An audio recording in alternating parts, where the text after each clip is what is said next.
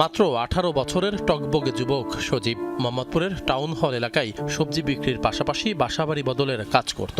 30 December বিকেলে বন্ধুর সাথে মোহাম্মদপুর মা ও শিশু হাসপাতালের সামনে এলে মোবাইল ফোন ছিনতাইকারীর খপ্পরে পড়েন তিনি। মোবাইল দিতে রাজি না হওয়ায় তার পেটে ছুরি চালিয়ে পালিয়ে যায় ছিনতাইকারী। পরে সোহরাওয়ার্দী মেডিকেলে চিকিৎসাধীন অবস্থায় মারা যায় সজীব।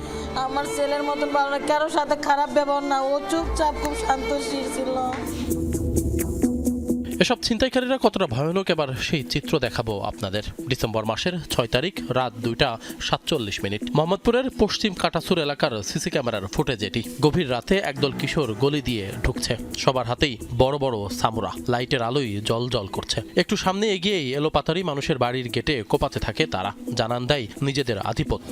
চাপাটির মতন এগুলা খোসনো থায় লগে থায় এমন একজনের একটা মোবাইল লইয়া গেছে, আগে দিছে কোপ। আমার গলায় চাপাটি ছিল, পরে কয় আর নেক্সট টাইম দিয়ে দেখে তোর গলা ফালাই দিল।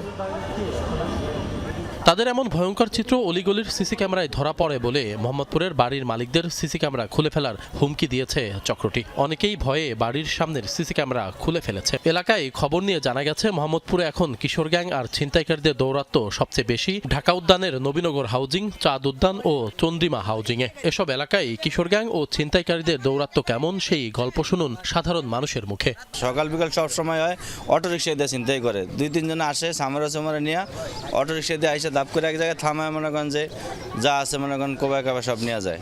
মোহাম্মদপুর এলাকার বাসিন্দারা কেউ সন্ধ্যার পর মূল্যবান জিনিসপত্র নিয়ে ঘর থেকে বের হয় না। শুধু তাই না, গোটা এলাকার বেশিরভাগ বাসিন্দাই ছিনতাই ও কিশোর গ্যাংয়ের আক্রমণের শিকার হয়েছে। যদিও এসব নিয়ে প্রকাশ্যে কথা বলতে চান না কেউ। 10-12 জন চাবাড়ি মানে সামরালিয়া খাড়ায়, আপনিও মনে করেন এখান থেকে ভাগবে।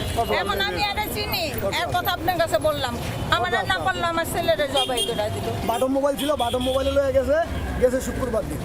মোবাইলে লয়ে গেছে, টাকা ছিল 1100 ভাড়া মারছি, পরে মাঝে ভাড়া দিতে পারিনি।